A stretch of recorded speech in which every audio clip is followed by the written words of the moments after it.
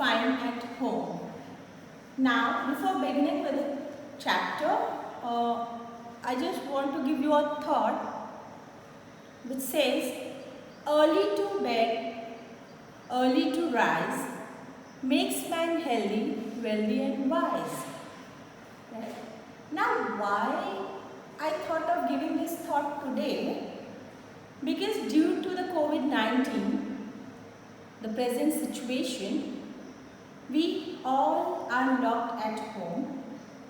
Right?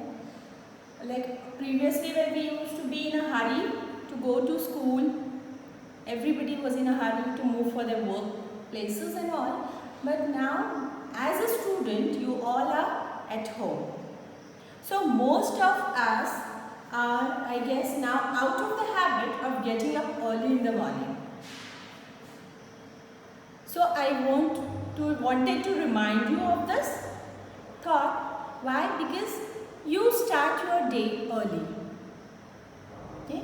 Which will help you out in completing your entire day's task in time.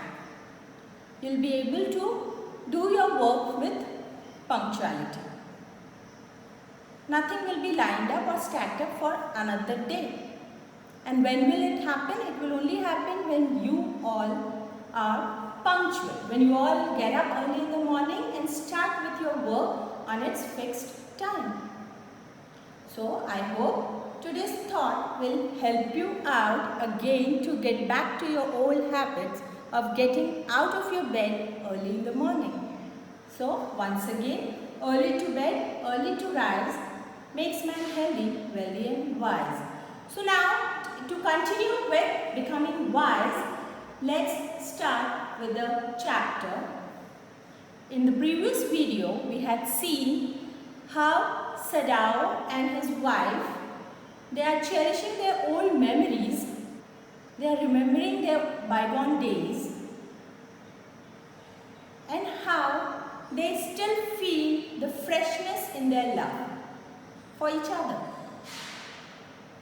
And when they are sitting together and spending some time, at that time they see that the sea throws somebody on the shore.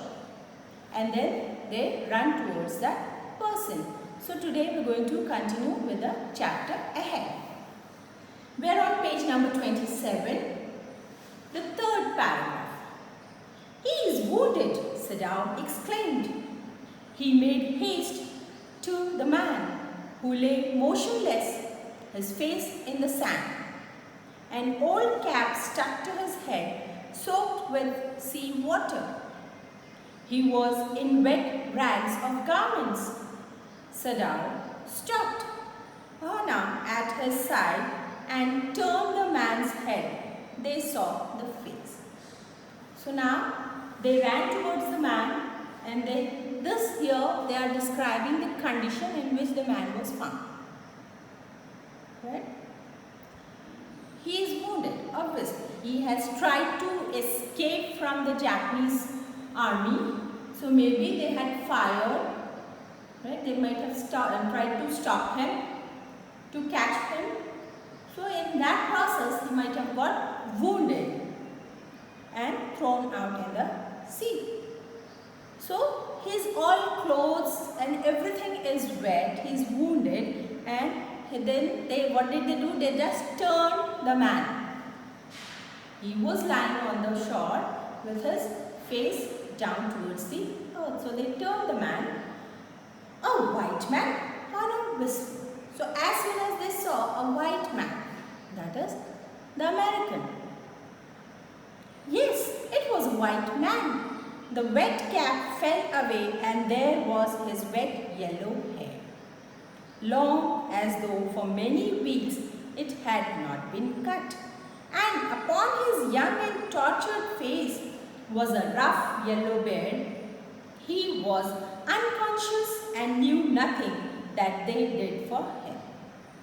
So as soon as they turned the man and saw his face, they were surprised, they were shocked to see that it was an American man.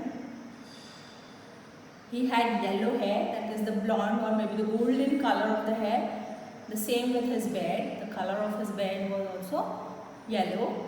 And the hair were long. Why? Maybe because he might have been in captivity for a longer time. And because of that he could not cut his hair. So the hair had grown longer. And now he was unconscious for maybe several days, and that's the reason why he didn't know what Sudao and Hana had been doing for him. Now Sudao remembered the wound, and with his expert fingers he began to search for it. So when they came close to him, they saw that he was wounded and the blood was oozing out of it. So immediately Sudao remembered it, and then he started searching for the wound, that where is the wound from where the blood was coming out, was oozing out. Blood flowed freshly at his touch. On the right side of his lower back, Sudao saw that a gun wound had been reopened. So in the lower side of his body, there was a wound made by a gun.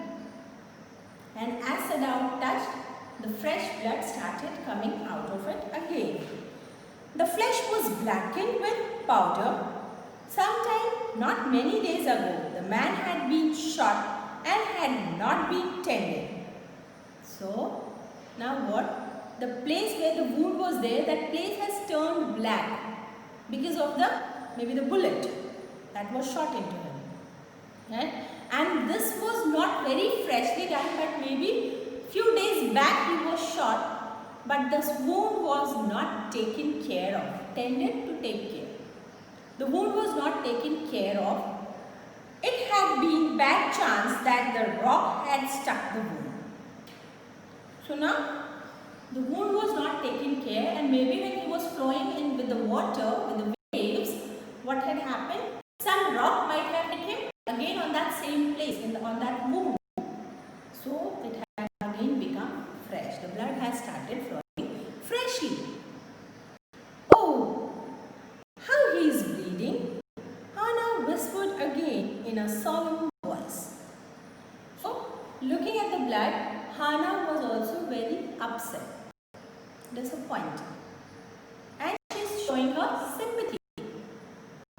The mist screened them now completely. Mist is the fog. Screening, covering, stopping anybody to see them, barring the vision. And at this time of day, no one came by.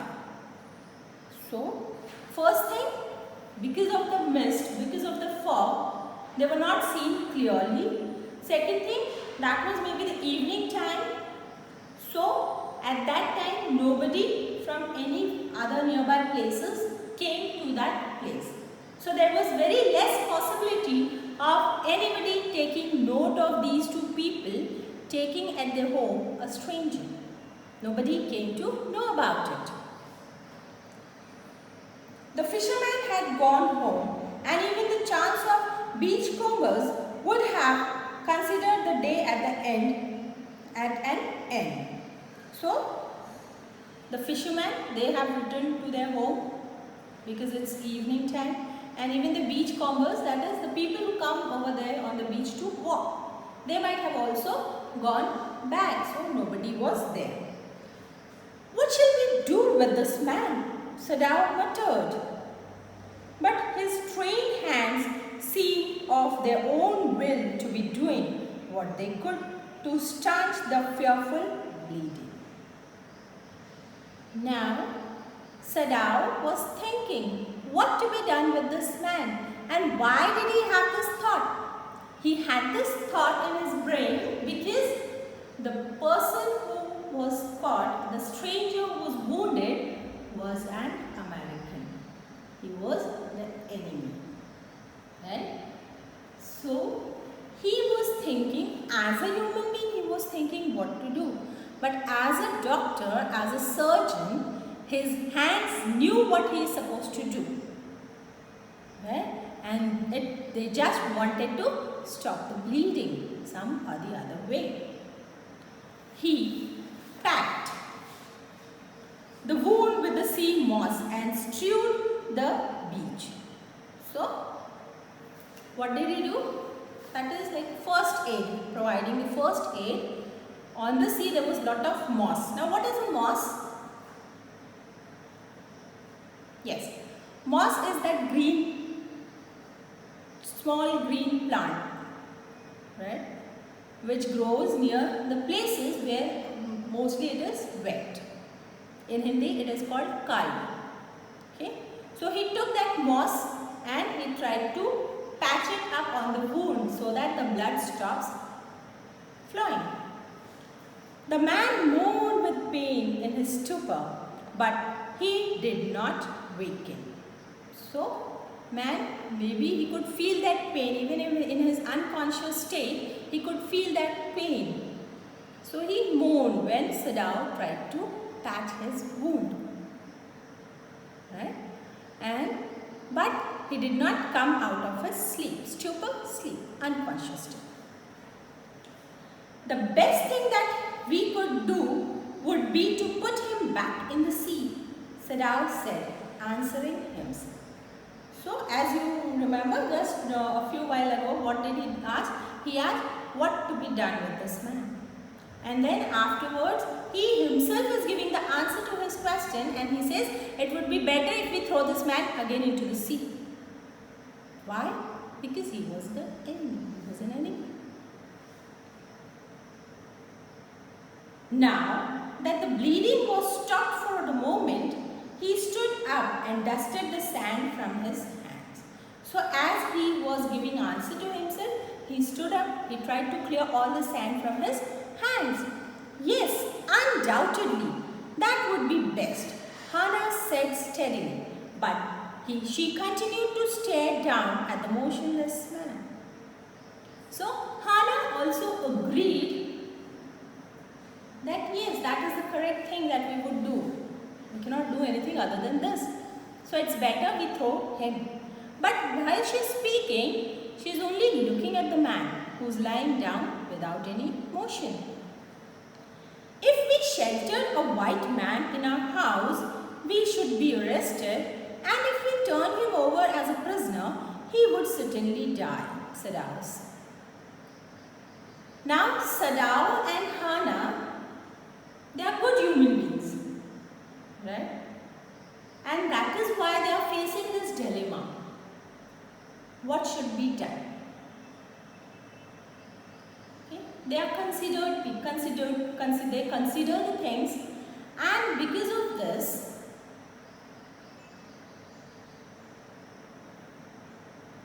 now Sudao and Hana, they are good human beings, right? And that's why they are compelled to think for both the sides.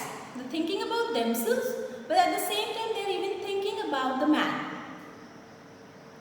Right? And what do they think? They think that if they would keep the man at their place, the police will arrest them. Right? The police will arrest them, and if they hand over this man to the police, they would kill him. So these are the two possibilities that Sudao could think of. The kindest thing would be to put him back into the sea, Hana said, but neither of them moved. They were starting with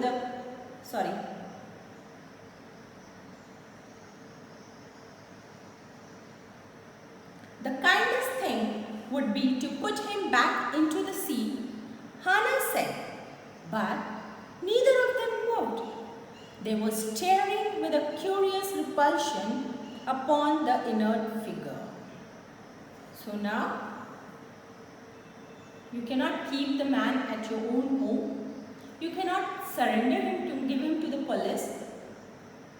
So what was the best option? The best option is to throw this man back into the sea. Okay, that is what Hana said.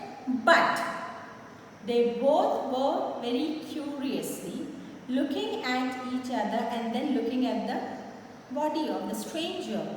Repulsion is strange dislike. Because he was the enemy, they did not have that real sympathetic feeling. They were sympathetic, but somewhere they were like pushing themselves back. Right? So that is what is repulsion. What is he? Hannah whispered. There is something about him that looks American, Sudao said. He took up the battered cap. Yes, there almost gone was the faint lettering, a cellar. So now Hannah is asking, what is he? Right? Who is he? To which Sudao says he is an American, and then he took the cap which the stranger was wearing, and maybe he was wearing it for a longer time, so the letters that were written on it, they faded. But then still he could read, and what was written on it? A sailor. So that means he was a sailor. He said, from an American warship. He spelled it out, US Navy. The man was a prisoner of war. So after reading what was written on the cap, they clearly understood that he was a prisoner. He had been caught by the Japanese army. Okay?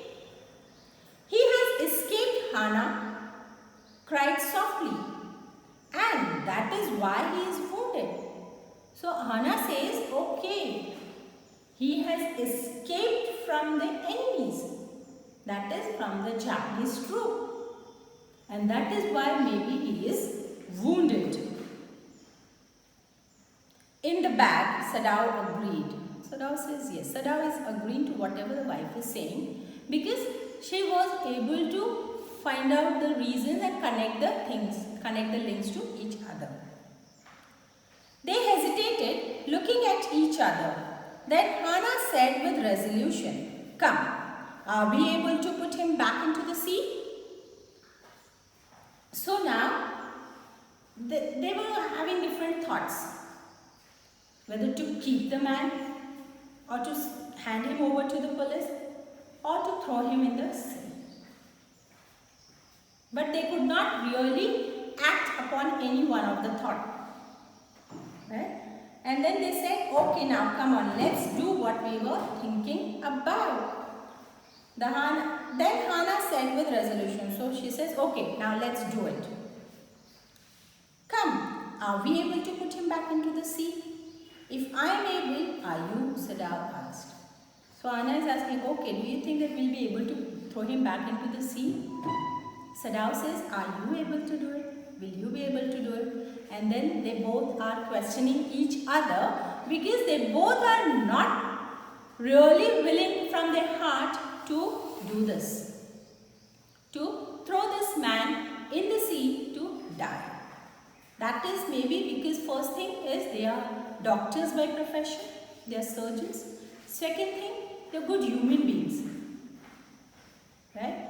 And for the profession of doctors, it is not the nationality, it is not the color of the skin, it is not the religion that you follow which is important. It is only if you can save the life of a person, whoever that person is. Try your best to save the life of the person. That is what Sudao remembers, and that's the reason why they are not able to act over their thoughts. No, Hannah said, but if you can do it alone. So Hannah refuses straight away. I cannot throw this man in the sea.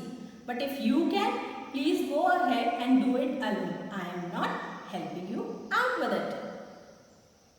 Sudao hesitated again. The strange thing is, he said that if the man were whole, I could turn him over to the police without difficulty. I care nothing for him. He is my enemy. All Americans are my enemy, and he is only a common fellow. You see how foolish his face is, but since he is wounded. So now Sadao is also not able to throw his body into the sea. So what does he say? He says if he had been a whole man, means if he had not been a wounded man, unconscious man, I would have handed him over to the police.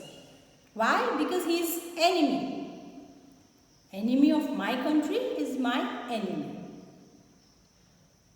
So I would have done that. But I cannot do it because he is wounded, because he is unconscious. So I cannot behave this way with this man. You also cannot throw him back to the sea, Hannah said. Then there is only one thing to do. We must carry him into the house. So one thought is overruled, that is handing him over to the police.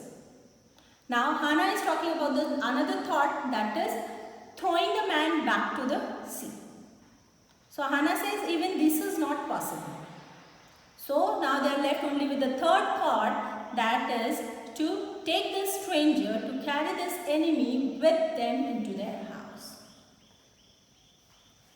But the servants, Sudao inquired. So he is saying, fine, we could have taken him, but what about the servants? Maybe we will not go and inform to the police. But what if the servants do that? We must simply tell them that we intend to give him to the police, as indeed we must, Sudao. We must think of the children and our position. It would endanger all of us if we did not give this man over as a prisoner of war. So now what is said that we'll tell the servants, Hannah says, we'll tell the servants that we've got him, we've got this man, but after treating him, we'll surely hand him over to the police.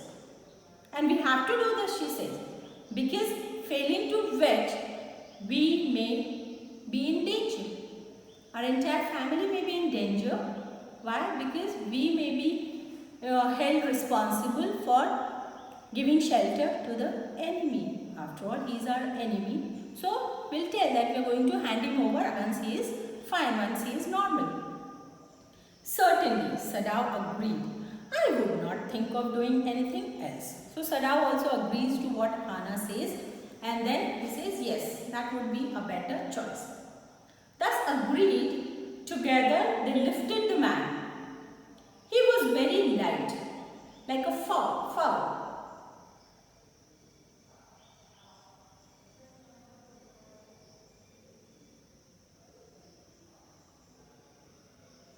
Thus agreed, together they lifted the man.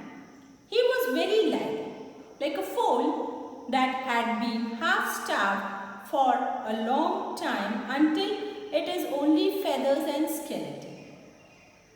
So they agreed to each other and they lifted the man. Maybe because the man was in captivity for a longer time and he did not get proper food to eat, he has become very light, just like a bird, right? Who only has the weight of feather and bones. So his arms hanging, they carried him up the steps and into the side door of the house. This door opened into a passage, and down the passage they carried the man towards an empty bedroom. It had been the bedroom of Sudao's father, and since his death it had not been used. So they brought the man into the house, and where had they placed him? They had kept him in Sudao's father's room, which was closed for a longer time after the death of the father. So that's all for today's class. Until we meet next, keep studying, keep learning, keep experiencing and keep exercising. Bye-bye.